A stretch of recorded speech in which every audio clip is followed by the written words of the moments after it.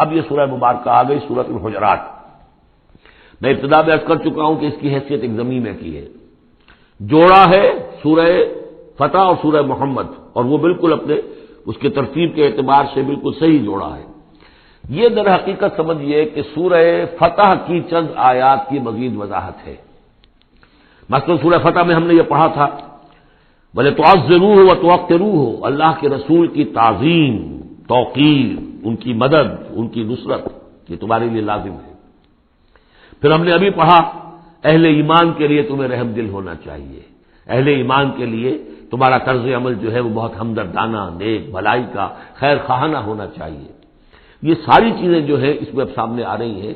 اور دوسرے یہ کہ یہ جو اب دین کے غلبے کی جد و جہد ہے اس کے لیے جہاد کی اہمیت کیا ہے دین کے اندر، اس کی اصل حیثیت کیا ہے، اس کو بھی اس سورہ مبارکہ میں واضح کیا گیا. تو سورہ حجرات کل 18 آیات ہے، 2 رکوعوں پر مشتمل ہے. لیکن جیسا کہ میں نے عرض کیا تھا مسلمانوں کی جو اجتماعی زندگی، معاشرتی زندگی ہونی چاہیے، مسلمانوں کا مسلمانوں کے ساتھ کیسا سلوک ہونا چاہیے، مسلمانوں کا کیا رویہ ہونا چاہیے محمد الرسول اللہ صلی اللہ علیہ وسلم کے ساتھ، اور پھر یہ کہ اسلامی ریاست کی بنیاد کیا ہے، دستوری بنیاد کیا ہے، اور اس کی اصل میں اساس جو ہے وہ کس چیز پر قائم ہے، یہ ساری چیزیں اس سورہ مبارکہ میں بیان ہوئی ہیں. بسم اللہ الرحمن الرحیم. یا ایھا الذین آمنوا لا تقدموا بین یدی اللہ ورسولہ واتقوا اللہ ان اللہ سمیع علیم.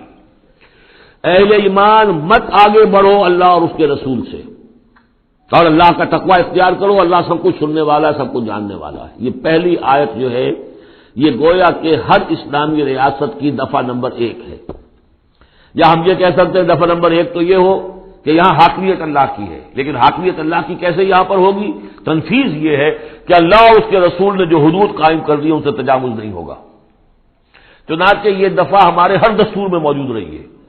نو legislation will be done repugnant to the Quran and the Sunnah, یہ موجود ہے. لیکن ایک ہاتھ سے یہ دفعہ یعنی اسلام ڈال کر اور دوسرے ہاتھ سے نکال لیا گیا. ایک آئیڈیولوجیکل کونسل بنا دی گئی ہے، وہ غور کرتی رہے گی، کوئی قانون کوئی خلاف ہے اگر اسلام کے تو وہ رپورٹ پیش کرتی رہے گی، سال بسال رپورٹیں آتی رہیں گی. کوئی لازم نہیں ہے دستور کی روح سے کہ ان کی دی ہوئی رپورٹ پر عمل بھی ہوگا. لہذا وہ الماریوں پر الماریاں بھرتی رہیں. کام ہوا ہے، محنتیں ہوئی ہیں، کوششیں ہوئی ہیں. ان میں ایک بڑی اچھی محنت ہوئی تھی جو اقتصادیات کے بارے میں ہوئی تھی کہ سود کے بغیر کیسی بینکنگ کا نظام قائم کیا جائے، اس میں بڑی محنت ہوئی ہے. لیکن دستور میں کوئی گارنٹی نہیں ہے کہ اس آئیڈیولوجیکل کونسل کی کوئی سفارشات لازماً وہ ان کی تنفیذ بھی ہوگی. تو معلوم ہوا کہ وہ بس ایک ایکسرسائز ان فیوٹیلٹی ہے اکثر و بیشتر. تو فرمایا پہلی بات تو یہ طے کر لو کہ اللہ کا حکم اور اس کے رسول کا حکم، کتاب اور سنت. No legislation can be done here repugnant to the book of Allah Quran and the Sunnah of the prophet صلی اللہ علیہ وسلم. یہ ہے اصل الاصول، یہ ہے دفعہ کہ اس دفعہ سے اب یہ ریاست اسلامی بن گئی کہ جو بھی لیجسلیٹو باڈی آپ بنائیں، اسے آپ پارلیمنٹ کہیں، اسے مجلس ملی کہیں، اسے آپ کانگریس جو کہیں، اس کی لیجسلیٹو اتھارٹی جو ہے وہ لمیٹڈ ہے، limited by the injunctions of the Quran and the Sunnah. اس دائرے کے اندر اندر وہ قانون سازی کر سکتے ہیں. اس لیے کہ اس دائرے کے اندر اندر جو کچھ ہے وہ مباح ہے، اور مباح کے اندر آپ اکثریت کے ساتھ فیصلہ کر لیجئے. کسی دعوت میں آپ کر رہے ہیں، مہمان بلا رہے ہیں، اس میں مشروب کون سا سرو کیا جائے، اس میں روح افزا شربت پلایا جائے یا کوئی 7 اپ پلایا جائے یا کیا کیا جائے. اب اس کو اب وہ بھی مباح ہے، وہ بھی مباح ہے، اب کثرت رائے سے فیصلہ کر لیجیے. لیکن کثرت رائے کیا 100% رائے بھی اللہ کے کسی حکم میں ترمیم نہیں کر سکتی. وہ تو دائرہ ہے، اس دائرے کے اندر اندر رہنا ہے، جس کو کہ ایک حدیث سے حضور نے بہت عمدگی سے واضح کیا ہے. آپ نے فرمایا مثل المومن کا مثل الفرس فی عقیقتہ، مومن کی مثال ایسی ہے جیسے کہ گھوڑا جو بندھا ہوا ہے کھوٹے کے ساتھ. ظاہر بات ہے مومن میں جو اللہ کو مانتا ہے تو اللہ کے حکم سے بندھ گیا، رسول کو مانتا ہے رسول کے فرمان سے بندھ گیا، قرآن کو مانتا ہے تو قرآن کے احکام سے بندھ گیا. تو ایک آدمی وہ ہے مادر پدر آزاد ہے، نہ اللہ کو جانے نہ رسول کو جانے نہ کسی آسمانی ہدایت کو مانے، وہ جو چاہے قانون بنائے. وہ سوڈمی کو بھی جائز قرار دے دیں، ہومو سیکسولیٹی کو بھی جائز قرار دے دیں، 2 مردوں کی شادی کو جائز قرار دے دیں، لیگل سٹیٹس دے دیں، ان کی مرضی ہے جو چاہے کریں. لیکن مسلمان تو پابند ہوتا ہے. تو پہلی یہ آیت جو ہے انتہائی اہم ہے، اور گویا کہ اس کی ترجمانی ہے جو پاکستان کے دستور میں وہ الفاظ لکھے ہوئے ہیں. No legislation can be done here repugnant to the Quran and Sunnah. یا ایھا الذین آمنوا لا تقدموا بین یدی اللہ ورسولہ واتقوا اللہ ان اللہ سمیع علیم. اس کے بعد جو آ رہی ہیں 4 آیتیں یہ خاص طور پر حضور کے ساتھ کیا طرز عمل ہونا چاہیے. دستوری بنیاد اسلامی ریاست کی یہ آ گئی، اللہ اور اس کے رسول کے احکام کی اطاعت، لیکن ایک ہماری ثقافت، ہماری تہذیب، ہمارے کلچر کی ایک بنیاد ہے، اور وہ بنیاد کیا ہے؟ حضور کی تعظیم، حضور سے محبت، حضور کے نقش قدم کی پیروی، آپ کے سرتابی نہ کرنا، آپ کے آواز کے مقابلے میں اپنی آواز بلند نہ کرنا. اب یہ آرام یہ ہے، وہ توقروہ ہو و تعذروہ ہو، یہ گویا کہ اس کی شرح ہے. یا ایھا الذین آمنوا لا ترفعوا اصواتکم فوق صوت النبی، اہل ایمان اپنی آواز کبھی بلند نہ کرنا نبی کی آواز پر. ولا تجهروا له بالقول كجهر بعضکم لبعض، اور جس طرح تم آپس میں بلند آواز سے ایک دوسرے سے بات کر لیتے ہو، ایسی حرکت کوئی نبی کے ساتھ نہ کر بیٹھنا. ان تحبط اعمالکم، مبادا تمہارے سارے اعمال حبط ہو جائیں. تم سمجھو گے میں نے کوئی گناہ کبیرہ تو نہیں کیا ہے، میں نے چوری نہیں کی، ڈاکہ نہیں ڈالا، زنا نہیں کیا، کچھ نہیں کیا، لیکن نہیں، گستاخانہ طرز عمل نبی کی شان میں یہ تمہارے سارے کاموں کو حق کر دے گا، اکارت کر دے گا. وانتم لا تشعرون، تمہیں پتہ بھی نہیں چلے گا. ان الذين يغضون اصواتهم عند رسول الله اولئك الذين امتحن الله قلوبهم للتقوى. ایک چیز کو منفی انداز میں بھی کہا، اب یہ کہ مثبت انداز میں، شاباش دینے کے انداز میں. بے شک وہ لوگ جو اپنی آوازیں پست رکھتے ہیں رسول اللہ کے سامنے، یہی وہ لوگ ہیں کہ جن کے دلوں کو اللہ نے چن لیا ہے، امتحان کر کے، جانچ پرکھ کر چن لیا ہے، اختیار کر لیا ہے تقویٰ کے لیے. اب ان کے دلوں میں اللہ تعالیٰ تقویٰ زیادہ سے زیادہ پیدا کر دے گا. لہم مغفرۃ واجر عظیم، ان کے لیے مغفرت ہے اور بہت بڑا اجر ہے. ان الذین ینادونک من وراء الحجرات اکثرهم لا یعقلون. یہ بھی ایک سوء ادب تھا، اور یہ ویسے بھی عام معاشرت کے اعتبار سے بھی سوء ادب ہے. وہ لوگ آتے تھے بدو باہر سے، اب حضور کا اپنے معمولات تھے، کس وقت آپ کو برآمد ہونا ہے اپنے حجرے سے، اور وہ باہر سے کھڑے ہو گئے، یا محمد اخرج علینا، آئیے ذرا باہر تشریف لائیے. فرمایا ان الذین ینادونک من وراء الحجرات، بے شک وہ لوگ جو آپ کو پکارتے ہیں دیواروں کے پیچھے سے، حجرات کے باہر سے، اکثرهم لا یعقلون، ان میں سے اکثر وہ ہے جو عقل نہیں رکھتے. ولو انہم صبروا، اگر وہ صبر کرتے حتی تخرج الیہم، کہ آپ خود برآمد ہوتے اپنی حجرے سے، تشریف لاتے باہر، لکان خیر لہم، یہ ان کے حق میں بہت بہتر تھا. واللہ غفور الرحیم، اللہ غفور اور رحیم ہے. یہ انہوں نے جان بوجھ کے گستاخی نہیں کی، یہ صرف بدو ہوتے تھے، اور ظاہر بات ہے وہ مہذب لوگ نہیں تھے. اس حوالے سے ان کے ہاں جو بھی تھا، اور عرب کا بدو وہ تو یوں سمجھیے کہ بہت ہی زیادہ ان آداب وغیرہ سے بہت ناواقف، بہت دور. تو اس لیے ان کا کہ اگرچہ انہوں نے کی ہے یہ زیادتی، لیکن اللہ غفور ہے اور رحیم ہے، بخشنے والا ہے، آئندہ اس کا اعادہ نہ ہو. اس کے بعد 8 احکام آ رہے ہیں مسلمان معاشرے کو مضبوط اور مربوط رکھنے کے لیے. اس لیے کہ اقامت دین کی جد و جہد، غلبہ دین کی جد و جہد، اگر یہ جماعت مضبوط نہیں ہے، مستحکم نہیں ہے، مربوط نہیں ہے، تو ظاہر بات ہے جد و جہد کمزور ہوگی. اور اس کے اندر رکھنے کہاں سے پیدا ہو سکتے ہیں؟ 2 بڑے حکم اور 6 چھوٹے حکم. ویسے وہ چھوٹے کس وجہ سے کہہ رہا ہوں وہ بھی میں آپ سے عرض کر دوں گا، اس لیے کہ وہ ایک آیت میں 3 جمع کیے، اور یہاں پہلے جو 2 بڑے حکم آ رہے ہیں ان کے لیے مستقل آیات نازل ہوئی. بڑے احکام میں سے پہلا کیا ہے؟ یا ایھا الذین آمنوا ان جاءکم فاسق بنبأ فتبینوا ان تصیبوا قوما بجہالۃ فتصبحوا علی ما فعلتم نادمین. اہل ایمان، اگر تمہارے پاس کوئی فاسق شخص آئے جو متقی نہیں ہے، وہ آئے کوئی بڑی خبر لے کر، اطلاع لے کر، فتبینوا، تو تحقیق کر لیا کرو، اس کی خبر پر کوئی اقدام نہ کر گزرنا.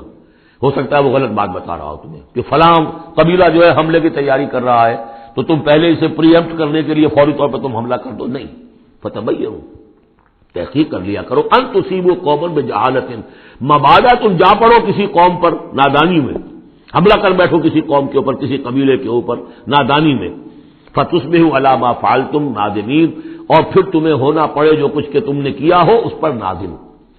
اس لیے یہ کہ افواہوں پر کوئی اقدام نہ کیا جائے. ہاں خبر لانے والا صدیق اکبر ہو رضی اللہ تعالیٰ، اور بات دوسری ہے، لیکن یہ کہ جو شخص جو ہے قابل اعتماد نہیں ہے، اس کا کردار، اس کی زندگی جو ہے اس طرح کی نہیں ہے، تو اس کے بارے میں اس کی رائے ہوئی کسی خبر پر فوراً کوئی اقدام درست نہیں ہوگا. اس کی پوری طرح تحقیق کرو، تفتیش کرو. اور ایسا ہی ہوتا ہے اکثر و بیشتر کہ یہ جو افواہوں کے اوپر اقدام کر دیے جاتے ہیں، ان سے بڑے بڑے جھگڑے شروع ہو جاتے ہیں، بڑی بڑی جنگیں شروع ہو جاتی ہیں. وَاعْلَمُوا أَنَّ فِيكُمْ رَسُولَ اللَّهِ، اور دیکھو تمہارے مابین اللہ کے رسول ہیں. یہ اس سے کیا مراد ہے؟ یعنی محمد صلی اللہ علیہ وسلم اللہ کے رسول ہیں، لیکن یہ تم میں سے بعض خواتین کے شوہر بھی ہیں. بعض اشخاص کے داماد بھی ہیں، بعض کے خسر بھی ہیں، یہ رشتے ہیں کہ نہیں؟ بعض کے بھتیجے بھی ہیں، تو اگرچہ ان کے رشتے ہیں لیکن ازواج کو بھی سمجھنا چاہیے کہ یہ صرف میرے شوہر نہیں، یہ اللہ کے رسول ہیں۔ بڑا فرق ہوگا اگر صرف شوہر سمجھ کر کوئی معاملہ کیا، اور لیکن یہ کہ یہ حیثیت نگاہ میں نہ رہے کہ اللہ کے رسول ہے۔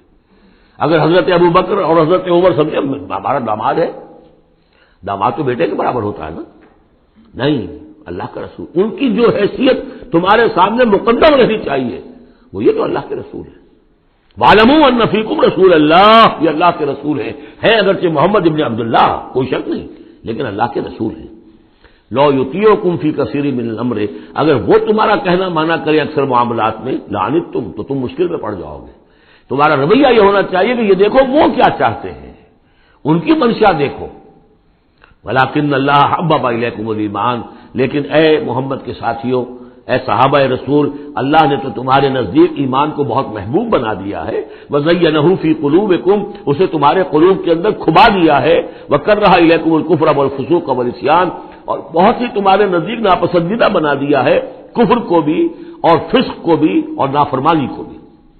یہ صحابہ کرام کی شان میں بہت بڑی آیت ہے جو نازل ہوئی ہے قرآن میں۔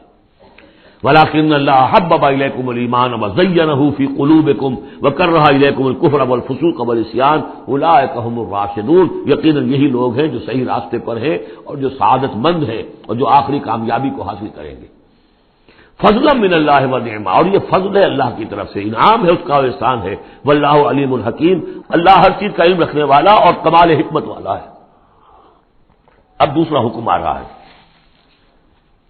وَإِن طَائِفَتَانِ مِنَ الْمُؤْمِنِينَ اقْتَتَلُوا، آخر اہل ایمان بھی انسان ہیں، جھگڑا ہو سکتا ہے، اختلاف ہوگا، اختلاف سخت ہو جائے جھگڑا ہو جائے گا، جھگڑا سخت ہو جائے قتال بھی ہو جائے گا۔ آخر حضرت علی اور حضرت عائشہ کے مابین جنگ ہوئی کہ نہیں؟ حضرت علی اور امیر معاویہ کے درمیان جنگ ہوئی کہ نہیں؟ یہ کون ہے؟ کس کو اب کہہ دیں گے کافر؟ معاذ اللہ ثم معاذ اللہ۔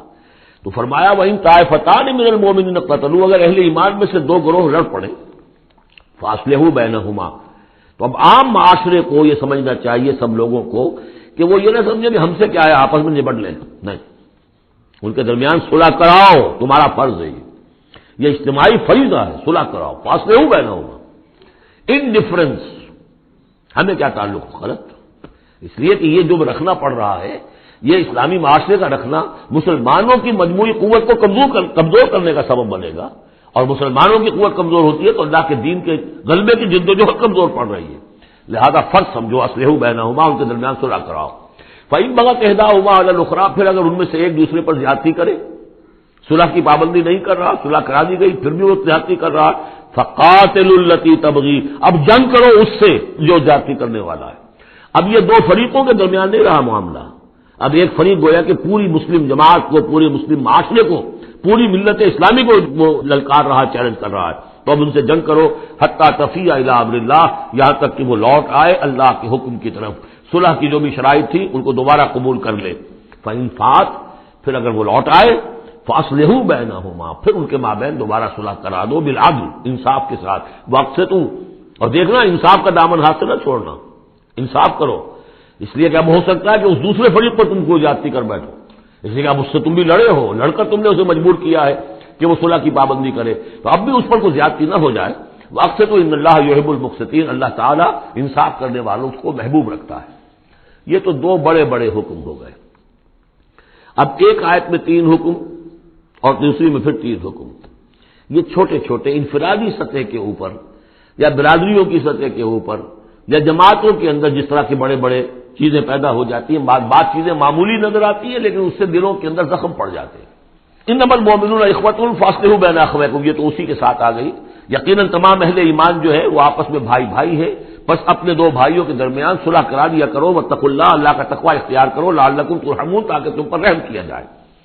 اب وہ آ رہی ہیں 2 آیتیں، یا ایھا الذین آمنوا لا یسخر قوم من قوم عسى ان یکونوا خیرا منهم ولا نساء من نساء عسى ان یکن خیرا منهن، اہل ایمان تم میں سے کوئی گروہ دوسرے گروہ کا مذاق نہ اڑائے، تمسخر نہ کرے، ہو سکتا ہے کہ وہ ان سے بہتر ہوں، جن کا تم مذاق اڑا رہے ہو، کسی ایک برائی کو دیکھا ہے تم نے، کسی ایک عیب کو دیکھا ہے، اس کی ناک چھوٹی ہے، اس کا کان چھوٹا ہے، اس کا فلاں یہ ہے، اس کا یہ ہے، تو تم نے تو کوئی عیب دیکھا ہے ظاہری، ہو سکتا ہے دل میں اس کے تقویٰ تم سے 10 گنا زیادہ ہو، اللہ کی محبت اور اللہ کے رسول کی محبت تم سے 1000 گنا زیادہ ہو، تو تمہیں کیا پتا، تم نے تو ایک چیز دیکھی ہے۔ اسی طرح عورتیں دوسری عورتوں کا مذاق نہ اڑائیں، عسیٰ ان یکن خیرا منہن، ہو سکتا ہے کہ وہ جن کا مذاق اڑایا جا رہا ہے وہ اللہ کی نگاہوں میں بہتر ہو ان سے جو مذاق اڑا رہی ہیں۔ ایک حکم تو ہو گیا تمسخر نہ ہو۔ ولا تلمزوا انفسکم، اپنے آپ کو عیب نہ لگاؤ، اپنے آپ کو عیب لگانا یعنی اپنے بھائیوں پر عیب نہ لگاؤ، آخر وہ تمہاری ہی اس ملت کا فرد ہے، امت کا فرد ہے، تو اس کو عیب لگا تو تمہیں عیب لگا۔ اس لیے فرمایا بہت ہی بلیغ الفاظ ہے، ولا تلمزوا انفسکم ولا تنابزوا بالالقاب، اور لوگوں کے چڑانے والے نام نہ رکھ لیا کرو۔ کسی جماعت کا نام کچھ اور ہے، اس کو چڑانے کے لیے نام کچھ اور رکھ لیا گیا ہے، یا اور کسی فرد کے لیے، کسی گروہ کے لیے، تو یہ جو ہے ایک دوسرے کے اوپر اس طریقے سے ڈال دینا اور نام ان کے اوپر کہ جو ان کو پسندیدہ نہیں ہے، یہ 3 کام ہو گئے ایک آیت میں روکا گیا۔ اس کی وجہ سے اکثر ایسا ہوتا ہے، کبھی ایک دوست آپ کا، آپ ایک خاص قسم کا مذاق اس سے کر رہے ہیں یا کسی لفظ سے اس کو چھیڑتے ہیں، 100 دفعہ وہ سن لیتا ہے، کوئی اثر نہیں ہوتا، کسی وقت عجیب کیفیت ہوتی ہے اس کی کہ اس کے دل میں جا کر زخم کی طرح لگ جاتا ہے اور پھر وہ دل کا رشتہ ٹوٹ جاتا ہے، اور ایک ایسی جو ہے اس کے اندر گرہ پڑ جاتی ہے، پھر کھولے نہیں کھل سکتی۔ لہذا محتاط رہو۔ بے سر اسم الفسوق بعد الایمان، ایمان کے بعد تو برائی کا نام بھی برا ہے، کیوں ان چیزوں میں جا رہے ہو؟ تمہیں تو ایمان کو سمجھنا چاہیے کہ اللہ نے تمہیں اتنی بڑی فضیلت دی ہے، تو ان گندگیوں کی طرف جو ہے تم متوجہ ہی نہ ہو۔ ومن لم یتوب فاولئک هم الظالمون، اور جو باز نہیں آئیں گے تو وہی ہے کہ جو ظالم ہے اللہ کی نگاہ میں۔ تو ترغیب بھی ہے، تشویق بھی ہے، سمجھانے کا انداز بھی ہے، اور ڈانٹ ڈپٹ بھی ہے۔ باز نہیں آؤ گے تو اللہ کی نگاہ میں پھر تم ظالم ہو۔ اگلی آیت میں پھر 3 چیزیں، وہ پہلی 3 چیزیں رو در رو ہوتی ہیں آمنے سامنے، اور یہ 3 چیزیں وہ ہیں جو غیب میں ہوتی ہیں، پیچھے پیچھے ہوتی ہیں۔ یا ایھا الذین آمنوا اجتنبوا کثیرا من الظن ان بعض الظن اثم، اہل ایمان زیادہ ظن کرنے سے بچو، خام خواہ گمان بٹھا لینا کسی کے بارے میں، جب تک کہ کوئی بات ظاہر نہ ہو جائے، کسی کی طرف سے کوئی روش یا رویہ یا کوئی اقدام جو ہے واضح طور پر سامنے نہ آ جائے، اپنے دل میں خام خواہ کوئی اس کے بارے میں جس کو ہم کہتے ہیں سوء ظن پیدا کر لینا، ان بعض الظن اثم، بعض ظن جو ہے وہ تو گناہ کے درجے تک پہنچ جائیں گے، اس لیے کہ تم نے اپنے دل میں بات بٹھا لی ہے، حالانکہ اس میں وہ شے ہے ہی نہیں۔ لہٰذا یہ تمہاری طرف سے گویا کہ ایک تہمت ہو رہی ہے اس کے اوپر، قلبی طور پر تو تہمت ہو گئی۔ ولا تجسسوا، اور دوسری بات یہ ہے کہ ایک دوسرے کے حالات کی ٹوہ میں نہ رہو۔ بہرحال اسلامی ریاست ہوگی تو جاسوسی کا ایک محکمہ بھی ہوگا، وہ تو اپنی جگہ پر ہے، لیکن افراد کی سطح پر خام خواہ فلاں اس گھر میں کیا ہو رہا ہے، کیوں ہو رہا ہے، یہ دونوں بھائیوں کے معاملات کیا ہیں، کیا وجہ ہے، لڑائی کیوں نہیں ہوتی ان میں، کچھ لوگوں کی ہوتی، تلاش میں رہتے ایسی چیزوں کی۔ ولا تجسسوا، تجسس مت کرو۔ ولا یغتب بعضکم بعضا، اور تم میں سے کوئی دوسرے کی غیبت نہ کرے، کسی کے پیٹھ پیچھے غیر موجودگی میں اس کی کوئی برائی نہ بیان کرے، چاہے وہ برائی بالفعل اس میں ہو۔ حضور سے پوچھا گیا کہ حضور اگر وہ برائی اس میں ہو، آپ نے فرمایا تبھی تو غیبت ہے، اگر برائی ہے نہیں تو تہمت ہو گئی، وہ تو غیبت سے دوہرا جرم ہو گیا۔ لیکن یہی ہے کہ کسی مسلمان بھائی کی غیر موجودگی میں اس کی کوئی برائی بیان نہ کی جائے۔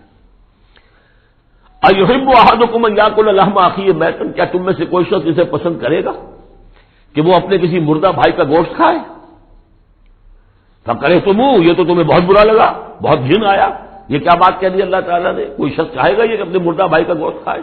لیکن یہ اخلاقی سطح پر یہی کام تم کرتے ہو۔ غیبت جو ہے اخلاقی سطح پر یہی ہے، کیوں کہ جو شخص موجود نہیں ہے آپ اس کی عزت پر حملہ کر رہے ہیں، اگر وہ موجود ہوتا اپنا دفاع کرتا، لیکن موجود نہیں، دفاع نہیں کر سکتا، وضاحت کرتا، آپ کو غلط بات سمجھ میں آئی، آپ نے ٹھیک نہیں سمجھا ہے، آپ کو اطلاع صحیح نہیں ملی ہے، آپ سو طرح سے اپنی حفاظت کرتا ہے اپنی عزت کی، اور چونکہ موجود نہیں ہے آپ نے جیسے مردہ بھائی کی لاش پڑی ہے، جس سے چاہو موٹی جو ہے کاٹ لو، لیکن اگر وہ زندہ ہو تو تمہیں قریب آنے دے گا۔ یہی ہے مثال۔ ایحب احدکم ان یاکل لحم اخیہ میتا فکرہتموہ فاتقوا اللہ ان اللہ تواب الرحیم، اور اللہ کا تقوی اختیار کرو، اللہ تواب ہے، توبہ کا بہت قبول فرمانے والا، اور رحیم ہے، بہت رحم فرمانے والا۔ تیسرا حصہ اس سورہ مبارکہ کا جو آ رہا ہے یہ عظیم ترین مضامین پر مشتمل ہے۔ ابھی تک معاملہ سارا یا ایھا الذین آمنوا یا ایھا الذین آمنوا یا ایھا الذین آمنوا، آپ نے دیکھا یہ یوں سمجھیے کہ 12 آیات میں 5 مرتبہ یا ایھا الذین آمنوا آ چکا ہے، اور ہم نے دیکھا مکی صورتیں اتنی لمبی جو ہے یا ایھا الذین آمنوا کا صیغہ وہاں ہے ہی نہیں، لیکن یہ آیت آ رہی ہے یا ایھا الناس، اے لوگو انا خلقناکم من ذکر و انثی، اے لوگو ہم نے تمہیں پیدا کیا ہے، تم سب کو، چاہے مومن ہو چاہے غیر مومن ہو، چاہے مسلمان ہو چاہے کافر ہو، تم سب کو ہم نے پیدا کیا ہے من ذکر و انثی، ایک مرد اور ایک عورت سے۔ حضرت آدم اور حوا کی اولاد ہو تم۔ وجعلناکم شعوبا وقبائل لتعارفوا، اور ہم نے تمہیں بنا دیا ہے، قوموں میں تقسیم کر دیا اور قبیلوں میں، تاکہ ایک دوسرے کو پہچانو۔ یہ رنگ کا فرق، نسل کا فرق اور یہ شکل و شباہت کا فرق، یہ جو بھی انسان کے نقوش ہیں ان کا فرق، زبانوں کا فرق، یہ قوموں اور قبیلوں میں جو فرق اور امتیاز ان میں ڈالا ہے تاکہ پہچان سکو۔ سارے انسان ایک ہی رنگ کے، ایک ہی شکل و صورت کے، ایک ہی معلوم ہوتا کہ سانچہ ہے فیکٹری کا، اسی میں سے سب بنے چلے آ رہے ہیں، ایک ہی زبان بولتے تو پہچانتے کیسے ایک دوسرے کو؟ یہ سارا ہے صرف پہچان کے لیے۔ یہ نہیں ہے کہ فلاں نسل اعلیٰ ہے، فلاں گھٹیا ہے، فلاں اونچی ہے، فلاں نیچی ہے۔ جیسا کہ آپ نے خطبہ دیا تھا، جو آخری خطبہ ہے حجۃ الوداع کا، لا فضل لعربی علی عجمی ولا لعجمی علی عربی ولا لاحمر علی اسود ولا لاسود علی احمر الا بالتقوی۔ کسی عربی کو، کسی عرب کو اجمی پر کوئی فضیلت نہیں، کسی اجمی کو کسی عرب پر کوئی فضیلت نہیں، کسی سرخرو کو کسی سیاہ فام پر کوئی فضیلت نہیں، کسی سیاہ فام کو کسی سرخرو پر کوئی فضیلت نہیں۔ ہاں فضیلت ہے تو تقوی کی بنیاد پر ہے۔ ایچ جی ویلز نے اپنی history of a concise history of the world میں یہ میسج کوٹ کر کے لکھا کہ اگرچہ اس سے پہلے بھی تاریخ انسانی میں human fraternity, equality and freedom, انسانی حریت و اخوت و مساوات کے واس تو بہت کہے گئے، لیکن یہ ہے کہ تاریخ انسانی میں یہ ماننا پڑتا ہے کہ پہلی مرتبہ ان اصولوں پر بالفعل ایک معاشرہ قائم کیا محمد نے صلی اللہ علیہ وسلم۔ حالانکہ دشمن ہے، اس نے حضور کی سیرت پر حملے کیے ہیں، بالکل وہی اسی طرح کے جیسے رشدی نے کیے ہیں۔ رشدی نے ذرا انداز اور زیادہ گھناؤنا استعمال کیا ہے، کیونکہ وہ تو فکشن اس نے ایک طور سے بنائی ہے، لیکن اس نے وہ تاریخ لکھ رہا تھا تو اس طرح کا انداز تو نہیں ہے، لیکن باتیں وہی کہیں۔ اس کے باوجود کس بات کو ماننے پر مجبور ہو گیا کہ واقعہ یہ ہے کہ محمد نے، وہ تو رسول اللہ تو نہیں مانتا، کہ یہ ماننا پڑتا ہے کہ پہلی مرتبہ for the first time in history he established a society based on these principles of human fraternity, equality and freedom. اگرچہ جو تازہ ایڈیشن ہے اس کتاب کا concise history of the world, اس میں سے یہ پیسج نکال دیا، اب تو ایڈیٹرز اور ہیں، البتہ پرانا ایڈیشن کہیں یونیورسٹی سے لیجیے، لائبریری سے، اور وہاں سے آپ کو وہ مل جائے گا پیسے۔ یا ایھا الناس انا خلقناکم من ذکر و انثی وجعلناکم شعوبا وقبائل لتعارفوا، یہ تعارف کے لیے، ان اکرمکم عند اللہ اتقاکم، یقیناً تم میں سب سے زیادہ باعزت اللہ کے نزدیک وہ ہے جو سب سے بڑھ کر متقی ہے۔ ان اللہ علیم خبیر، یقیناً اللہ تعالیٰ سب کو جاننے والا اور باخبر ہے۔ قالت الاعراب آمنا، اب ایک اور بہت اہم بات آ گئی۔ اسلامی معاشرہ اور اسلامی ریاست کی جو شہریت ہے اس کی بنیاد کیا ہے؟ ایمان یا اسلام؟ ایمان تو دل میں ہے، چھپی ہوئی شے ہے، ویریفائبل نہیں ہے یا نہیں ہے، کیسے معلوم ہوگا؟ دنیا میں جو آپ کو قانون بنانا ہے، دنیا میں جو معاشرہ بنانا ہے، دنیا میں جو ریاست بنانی ہے، اس میں کون شامل ہوگا؟ اس کی ساری بنیاد اسلام پر ہے، ایمان پر نہیں ہے۔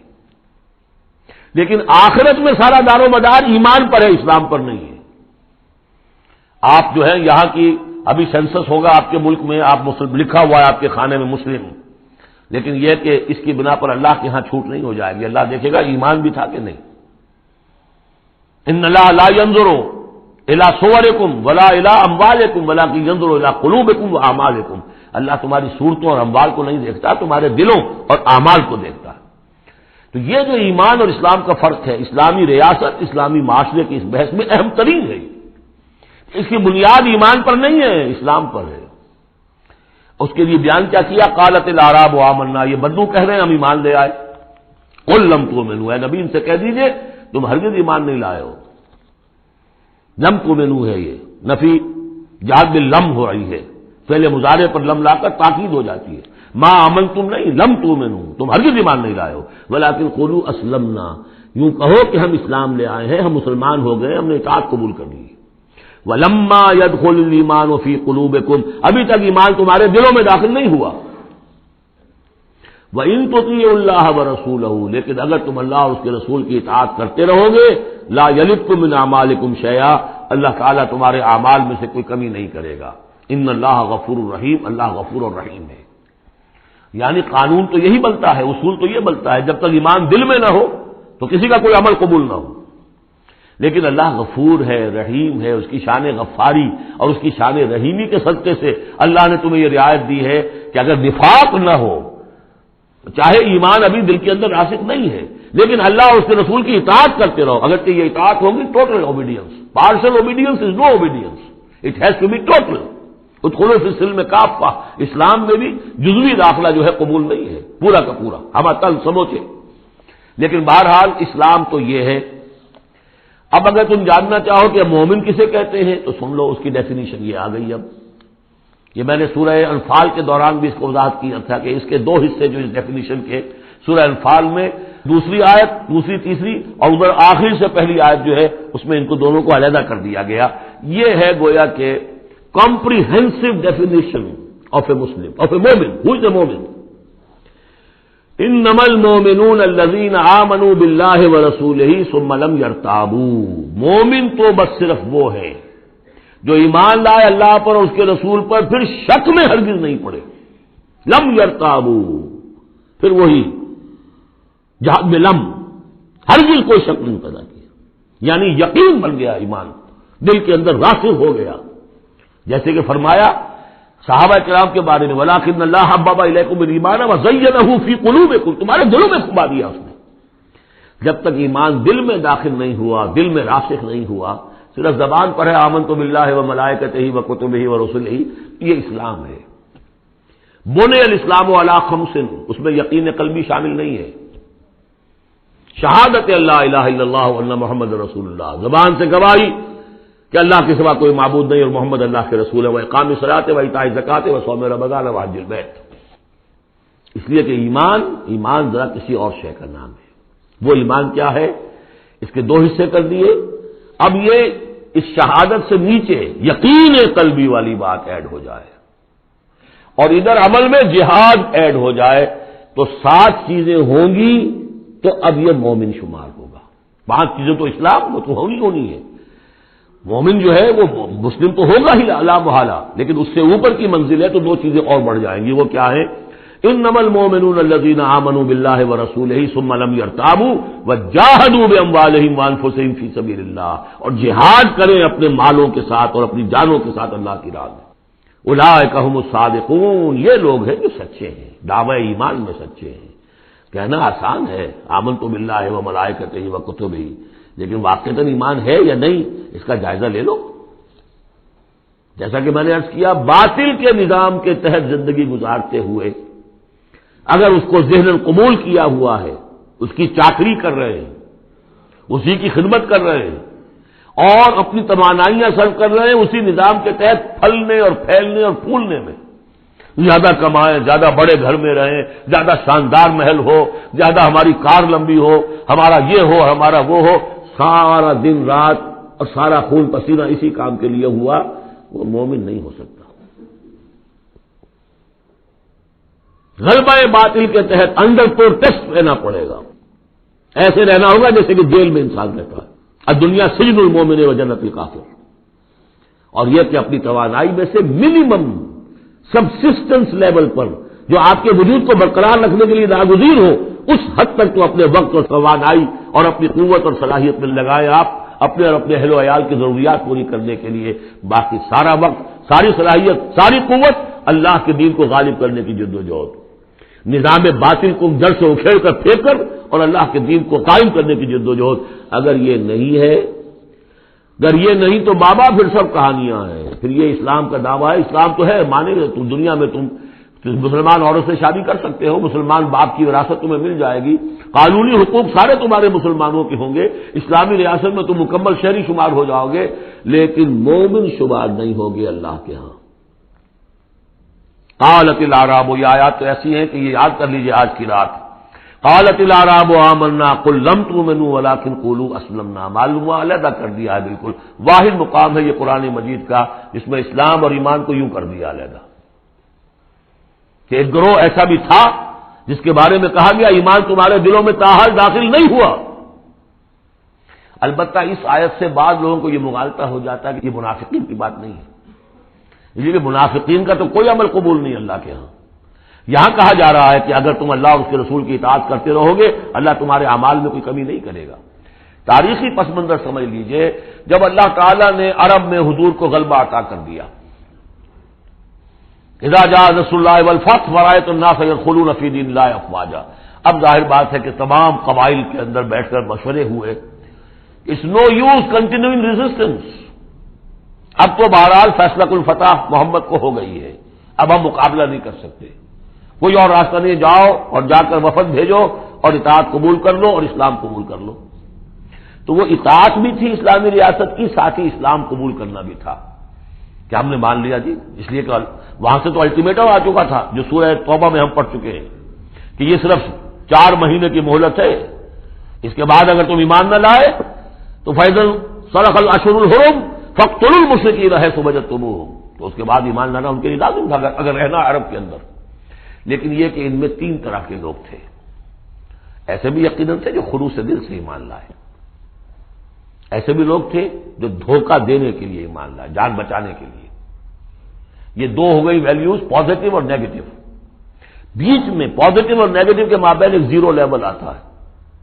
زیرو لیول وہ تھا کہ دل میں نہ دھوکے کی نیت ہے، نہ حقیقتاً ایمان دل میں پیدا ہوا ہے، لیکن اسلام لے آئے، ٹھیک ہے ہم تیار ہیں۔ وہ ہے جن کا ذکر کیا جا رہا ہے۔ قالت الاعراب آمنا قل لم تؤمنوا ولكن قولوا اسلمنا، تم یہ کہو کہ ہم اسلام لے آئے ہیں۔ ولما يدخل الايمان في قلوبكم، ابھی تک ایمان تمہارے دلوں میں داخل نہیں ہوا۔ وَإِن تُطِيعُوا اللَّهَ وَرَسُولَهُ لَا يَلِدْكُم مِّنْ أَعْمَالِكُمْ شَيْئًا، اگر اللہ اور اس کے رسول کی اطاعت کرتے رہو گے اللہ تمہارے عمل میں سے کچھ بھی گھٹائے گا نہیں، کم نہیں کرے گا، بلکہ آگے چل کر یہ بات واضح ہو جائے گی کہ اگر اللہ اور اس کے رسول کی اطاعت کرتے رہو گے تو ایمان بھی تمہارے دلوں میں پیدا ہو جائے گا۔ اس لیے کہ ایمان سے عمل صالح پیدا ہوتا ہے اور عمل صالح سے بھی ایمان پیدا ہوتا ہے۔ لیکن اگر تم جاننا چاہو اور دل میں یہ امنگ پیدا ہو جائے، اللہ کرے کہ ہم میں سے ہر شخص کے دل میں یہ آج ارادہ اور امنگ پیدا ہو جائے، اور یہ وہ آرزو پیدا ہو جائے جس کے اوپر علامہ اقبال نے جو کہا ہے کہ آرزو اول تو پیدا ہو نہیں سکتی کہیں اور، ہو جائے تو مر جاتی ہے یا رہتی ہے خام۔ یہ آرزو کہ مجھے مومن رہنا ہے، جینا ہے، مرنا ہے، یہ آرزو اول تو پیدا مشکل سے ہوتی ہے، اور ہو جائے تو معاشرہ اس کو غذا نہیں دیتا، ہر 4 طرف سے اس کے خلاف آپ پر دباؤ پڑنا شروع، دماغ خراب ہو گیا، پاگل ہو گیا، فینیٹک ہے، یہ اپنا کیریئر چھوڑ رہا ہے، یہ اپنا کاروبار برباد کر رہا ہے، وہ فلاں یہ کر رہا ہے۔ تو ماحول جو ہے، ماحول میں آکسیجن نہ ہو تو پودا کیسے پروان چڑھے گا؟ تو اس لیے بہت مشکل کام ہے، الا یہ کہ خلوص نیت اور عزم مصمم ہو تو اللہ تعالیٰ کی طرف سے خصوصی توفیق اور تحصیل ہوتی ہے۔ تو آج آپ اس کو سامنے رکھ کر دل میں یہ آرزو لے کر اٹھیے کہ یہ ایمان اس ڈیفینیشن پر ہمیں پورے اترنا ہے۔ وہ ڈیفینیشن کیا ہے؟ انما المؤمنون الذین آمنوا باللہ ورسولہ ثم لم یرتابوا وجاہدوا باموالہم وانفسہم فی سبیل اللہ اولئک هم الصادقون۔ اس آیت کے شروع اور آخر دونوں میں اسلوب حصر ہے۔ مومن صرف وہ ہیں جو ایمان لائے اللہ پر، اس کے رسول پر، پھر شک میں ہرگز نہیں پڑے، ان کے دل میں اس ایمان نے یقین کی شکل اختیار کر لی، اور پھر انہوں نے جہاد کیا اللہ کی راہ میں، کھپائے اس میں اپنے مال بھی، اپنی جانیں بھی۔ یہی لوگ سچے ہیں اپنے دعوی ایمان میں۔ اللہم ربنا اجعلنا منہم، اللہم ربنا اجعلنا منہم، یہی صادقون ہیں جن کے بارے میں سورہ توبہ میں ہم آیت پڑھ کر آئے ہیں، کونوا مع الصادقین، صادقین کے ساتھ ہو جاؤ۔ تلاش کرو کوئی صادقین ہے دنیا میں اس وقت کے نہیں، اور حضور نے یہ خبر دی ہے لا تزال فی امتی طائفۃ قائمین علی الحق، میری امت میں ہمیشہ ایک گروہ ضرور موجود رہے گا جو حق پر قائم ہوگا۔ تلاش کرو اسے، اور تلاش کر کے کونوا مع الصادقین، ان میں شامل ہو، ان کے ساتھ شامل ہو جاؤ، ان کے دست و بازو بنو۔ ظاہر بات ہے جمعیت کے بغیر، جماعت کے بغیر وہ اقامت دین کیسے ہوگی؟ وہ اظہار دین الحق علی دین کلہ کیسے ہوگا؟ محمد رسول اللہ والذین معہ وہ حزب اللہ بن گئے تھے، تبھی تو دین قائم ہوا نا۔ اب وہ ساری کیفیات جو سورہ حجرات میں آئیں، قل اتعلمون اللہ بدینکم، اب یہ نوٹ کر لیجئے جن لوگوں کے دلوں میں وہ ایمان نہیں تھا، وہ اسلام لانے پر حضور پر اپنے احسان جتایا کرے، حضور دیکھیے ہم تو لڑے بھڑے بغیر اسلام لے آئے، تو ہمارا تو حق زیادہ ہونا چاہیے۔ وہ ہماری ہریانے کی زبان میں یہ کہاوت ہے، تھوتھا چنا باجے گھنا، وہ چنا جو اندر سے کھوکھلا ہو چکا ہو اس کی آواز زیادہ ہوتی ہے، برتن خالی ہوگا تو آواز کھنکھنانے کی آتی ہے، برتن کے اندر پانی پڑا ہوا ہو تو پھر اس طرح کی آواز نہیں آتی۔ تو ایمان سے خالی تھے، اس لیے وہ اپنی ایمان کے دعوے ذرا زیادہ کرتے تھے۔ قل اتعلمون اللہ بدینکم، تم اپنے دین کا جو اس طرح سے بڑھ چڑھ کر باتیں کرتے ہو تو اللہ کو بتانا چاہتے ہو، جتلانا چاہتے ہو اپنا دین، واللہ یعلم ما فی السماوات وما فی الارض۔ اگر تمہیں ایمان حاصل ہوتا تو تم یہ جانتے کہ اللہ تو جانتا ہے جو کچھ کے آسمانوں میں اور زمین میں ہے۔ ایک بندہ مومن کے لیے تو یہ کہنے کی ضرورت ہی نہیں، واللہ بکل شیء علیم، اللہ تو ہر چیز کا علم رکھتا ہے۔ یمنون علیک ان اسلموا، اے نبی آپ پر احسان دھر رہے ہیں کہ ہم اسلام لے آئے، قل لا تمنوا علی اسلامکم، اے نبی سے کہہ دیجئے مجھ پر اپنے اسلام کا کوئی احسان مت دھرو، بل اللہ یمن علیکم، بلکہ اللہ تم پر احسان دھرتا ہے، ان ہداکم للایمان ان کنتم صادقین، کہ اس نے تمہیں ایمان کے راستے پر ڈال دیا ہے اگر تم سچے ہو۔ جب اسلام پر آ گئے ہو تو ایمان کے راستے پر چڑھ گئے ہو، اگر سچے ہو گے تو اب ایمان تمہارے اندر پیدا ہو جائے گا۔ اطاعت رسول کرتے رہو گے، اطاعت الہی کرتے رہو گے، نمازیں پڑھو گے، روزے رکھو گے، زکوٰۃ دو گے خوش دلی کے ساتھ، تو ان اعمال کی بدولت ان کی نورانیت تمہارے قلوب کے اندر اترے گی اور اس سے تمہارے اندر ایمان پیدا ہو جائے گا۔ دیکھیے یہاں لفظ اسلام آیا تھا، پھر یمنون علیہ کا نسلم، یہ آپ پر احسان دھر رہے ہیں کہ وہ اسلام لے آئے۔ قل لا تمنوا علی اسلامکم، اے نبی کہہ دیجیے مجھ پر اپنے اسلام کا احسان مت دھرو، بل اللہ یمن علیکم، بلکہ یہ تو اللہ تم پر احسان دھر رہا ہے، ان ہداکم للایمان، کہ یہ جو تمہیں اسلام لانے کی توفیق دے دی اس نے، تو اس نے گویا کہ ایمان کی سڑک پر ڈال دیا، تمہیں اس راستے پر ڈال دیا ہے کہ جو ایمان تک لے جائے گی، ان کنتم صادقین، اگر تم اپنے اسلام میں صادق ہو۔ ہاں اسلام منافقانہ لائے ہو تو بات اور ہے، دل میں عداوت ہے، دشمنی ہے، صرف جان بچانے کے لیے اگر نیت یہی ہے تو پھر تو ظاہر بات ہے کہ نہ اسلام ہے اور نہ ایمان ہے، اگرچہ قانون پھر بھی مسلمان مانے جائیں گے۔ منافقین بھی آخری وقت تک مسلمان مانے گئے، منافقین جو ہے یہاں تک کہ رئیس المنافقین عبداللہ ابن ابی کی نماز جنازہ حضور نے پڑھائی ہے۔